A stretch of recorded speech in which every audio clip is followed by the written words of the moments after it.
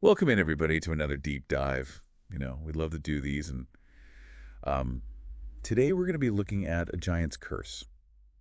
It's book one in a really cool multiverse anthology series called Nightmares Among All Worlds, and it's by Dakota Frandsen. It's a wild ride, let me tell you. Yeah, it's got it. Doesn't it? The paranormal investigations. High school drama. A bit of a superhero origin story. All in one. And that title. A Giant's Curse. I mean, come on. It's like, it's got a double meaning, you know? It really does. So on the one hand, obviously it refers to Dakota's size.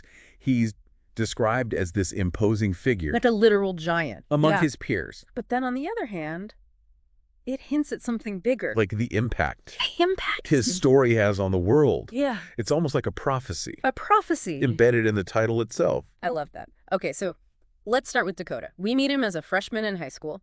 Dealing with all the usual teenage stuff. Right. But he's got this incredible secret. He's a globally recognized paranormal investigator. Which he keeps completely hidden. Hidden from his classmates. Yeah, he doesn't tell anyone at school about it. Afraid they won't believe him. Or that they'll make fun of him. Right. So he's carrying this huge weight. This double life. While trying to blend in. Exactly. And then Chandra arrives. A new girl. Another outsider. And Dakota. He senses something in her. A deep pain. He even has a vision of her suffering. So he's got this unique ability to connect with spirits. But why Chandra? Right. Why is he drawn to her specifically? I think it's because they both feel like they don't fit in. Like they're different. Exactly. They're searching for something more. Yeah. Than the superficiality of high school life. Definitely. And their connection starts to develop in this class. Touchstones. Touchstones. What even is that? Right. It sounds like some new agey self-help thing. It does. But it turns out to be a class where they role-play different life scenarios. And here we see Dakota's sense of humor come out. Oh, yeah? He does this over-the-top performance in a skit, pretending to be like a crazy driver. Oh, I love that. He totally hams it up. And he's clearly enjoying making people laugh. Which is interesting because it's such a contrast to his paranormal work. Totally. Like he's using humor to balance out the darkness he encounters. A coping mechanism. Yeah, exactly. Okay, so then we get to Dakota's first official paranormal investigation in the book. At his grandfather's workplace. The highway department. Yeah. What's cool is that his grandfather is totally supportive. He believes in all this stuff. 100%.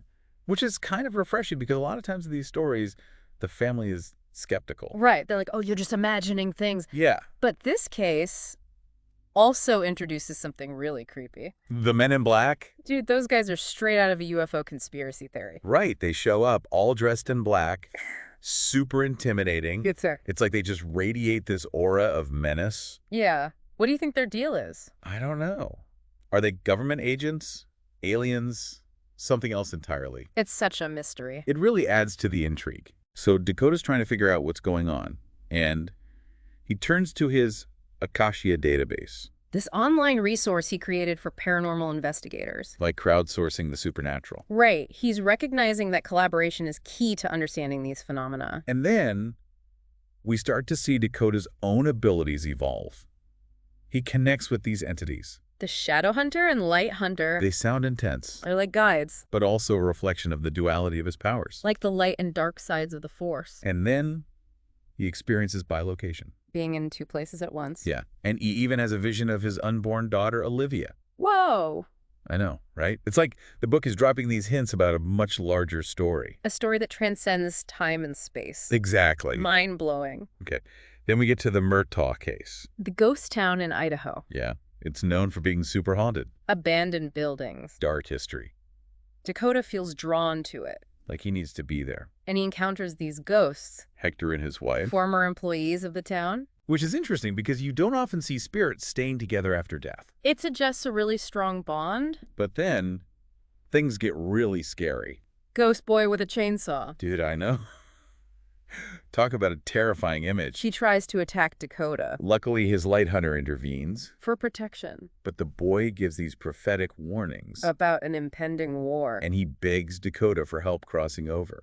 It's a really powerful scene. It cements Dakota's role as more than just an investigator. He's becoming a protector. A guide for lost souls. Exactly. And then we learn about Chandra's situation. Remember those visions of her pain? Yeah. It turns out she's trapped in an abusive home environment. And Dakota? He can't just stand by and watch. His protective instincts kick in. He confronts her mother. The tension is so thick you could cut it with a knife. You can really feel the danger in that scene. And then we find out that the abuser is a former National Guardsman. It adds this whole other layer to the story. The idea that the trauma of war can have these ripple effects. Impacting families and communities. And Dakota, he's determined to help Chandra escape.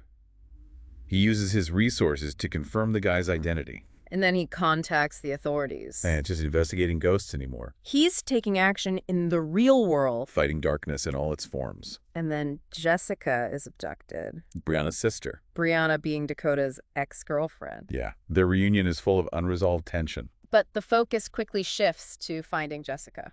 Dakota discovers the kidnapper is operating out of this old warehouse. And he decides to infiltrate it alone. The scene is so chilling. The contrast between the mundane office setting and the horrific acts taking place. It's like a glimpse into the banality of evil. Dakota is forced to make a choice. Does he take a life to protect the innocent? It's a heavy decision. And it reveals the weight of responsibility he carries. He ultimately chooses to protect Jessica. And they make this dramatic escape through a hidden chute. It's intense. It shows his resourcefulness under pressure. And then, out of nowhere, he has a reunion with Sherry. His old friend. Who, we learn, is now a spirit guide. It's such a bittersweet moment. Knowing her fate. But it also brings a sense of closure. And a glimpse into the cyclical nature of life and death. And her final words. Choosing the name Olivia. It's like she's passing the torch. Entrusting Dakota with a destiny far greater than he could have ever imagined. Yeah. It gives me chills just thinking about it. Me too. Yeah. So, we've covered a lot in this first part of our deep dive. A lot. But there's still so much more to explore. So much. We'll pick up the conversation in part 2. Definitely. Delving further into Dakota's world and the implications of his unique abilities. It's going to be good. Stay tuned. You know, before we move on, I wanted to go back to something you mentioned earlier about Dakota keeping his paranormal life separate from his high school life. Yeah, it's like he's living a double life. Exactly. And I think that creates a real sense of isolation for him. Right. He can't really talk to anyone about the things he's seeing and experiencing. Imagine trying to explain a run-in with the Men in Black to your average teenager. They probably think he's crazy. Exactly, which makes his relationship with Chandra even more important. She seems to be the one person he can truly be himself around. She accepts him for who he is. Paranormal abilities and all. And their bond deepens as the story goes on. They start working together on investigations. Sharing secrets. They even go into his ritual room. Whoa. What is that? Like some kind of secret lair? Kind of. It's this hidden space in his attic where he practices spiritual rituals and communes with the unseen world. That's intense. It shows a different side of him. More mystical. Exactly. Like he's not just a paranormal investigator. But also a bit of a shaman. Bridging the gap between the physical and spiritual realms. And Chandra's drawn to that side of him. She's curious, open-minded. It's refreshing. Especially compared to the skepticism he faces from others. With Chandra, he can be himself. He can embrace his gifts. Without fear of judgment. And that acceptance allows him to really blossom. He becomes more confident, more powerful. It's a good reminder that true strength often comes from vulnerability. From allowing ourselves to be seen and accepted for who we are. Exactly. And that theme of acceptance is also reflected in his relationship with his grandfather. Yeah, their bond is so heartwarming. His grandfather is such a constant source of support. He believes in Dakota, even when others doubt him. And Dakota clearly cherishes that relationship. He's fiercely protective of his grandfather. Especially with his grandfather battling cancer. It adds another layer of vulnerability to his character. Reminding us that even those with extraordinary abilities are still human. Still susceptible to loss and grief. And speaking of grief, there's that really poignant scene where Dakota helps the young ghost boy cross over. Yeah. It's heartbreaking, but also beautiful. It shows that Dakota's mission isn't just about investigating the paranormal. It's also about helping those in need. Both living and dead. And that purpose becomes even clearer when he confronts Chandra's abuser. He doesn't hesitate to step in, putting himself at risk to protect her. That's where we see the duality of his nature. The protector. But also the warrior. The one who's willing to fight back against darkness. And it raises the question, how will he balance those two sides of himself? It's a classic superhero dilemma. Great power, great responsibility. And then there are the prophetic warnings from the ghost boy. And the mystery of the Men in Black. It's clear that something bigger is brewing. A conflict that could have far-reaching consequences. And Dakota's right in the middle of it. With his evolving abilities and his unwavering determination. I'm hooked. I Okay. can't wait to see what happens next. Me too. But before we get too ahead of ourselves, I have a question about his shadow hunter and light hunter. Yeah. What are they exactly? That's a great question. Hmm. And unfortunately, the book doesn't give us any definitive answers. So what do you think? Well, they seem to represent these opposing forces within Dakota. Like the light and dark sides of his personality. Exactly. The shadow hunter could be his darker impulses, his connection to primal instincts. And the light hunter would be his compassion, his desire to protect and heal. It's interesting how they manifest as separate entities. Like external projections of his internal struggle. Right. It makes you wonder if they're truly independent beings. Or just aspects of his own personality. And that ambiguity adds another layer of complexity to his character. It's like he's not even sure who's in control. Exactly. Which raises the stakes even higher. And what about his ability to bilocate? Yes. Bilocation. It's a phenomenon that's been reported throughout history. Being in two places at once. It's often associated with spiritual practices and altered states of consciousness. So how does it work for Dakota? Well, it seems to be connected to his developing abilities. His connection to the unseen world. It's like he's transcending the limitations of the physical realm. Tapping into a level of awareness that allows him to exist in multiple places simultaneously. It challenges our conventional understanding of time and space. And then there's his vision of his unborn daughter, Olivia. That adds a whole other dimension to the story. It suggests that his abilities are linked to something even greater than himself. A cosmic destiny. They're intertwined with the lives of others. Even those who haven't been born yet. Wow. And it ties into the idea of reincarnation, which is hinted at throughout the book. The idea that souls come from solar flares and lightning. Suggesting a cyclical nature to existence. A continuous flow of energy that transcends individual lifetimes. The Dakota story isn't just about him. It's about a larger web of interconnected lives and destinies. Spanning multiple dimensions and lifetimes. Mind-blowing. It's what makes this multiverse anthology so intriguing. We're only just scratching the surface. And there's so much more to explore. The mystery of the Men in Black, the impending war, Olivia's role in all of this. It's like the pieces of a giant puzzle are slowly coming together. Revealing a picture that's both fascinating and terrifying. But before we try to solve that puzzle, Let's shift our focus to the theme of personal growth. which is so central to A Giant's Curse. Yeah. It's amazing to see how much Dakota changes throughout the book. He starts out as this insecure teenager, hiding his abilities, afraid of what people will think. But by the end, he's confronting some serious darkness. Yeah. Making life or death decisions. And embracing his role as a protector. It's a real transformation. It really is. And I think his relationship with Chandra plays a huge part in that. She sees him for who he truly is. Accepts both his strengths and his weaknesses. And that allows him to step into his power. Exactly. It's a beautiful example of how the right relationships can help us grow.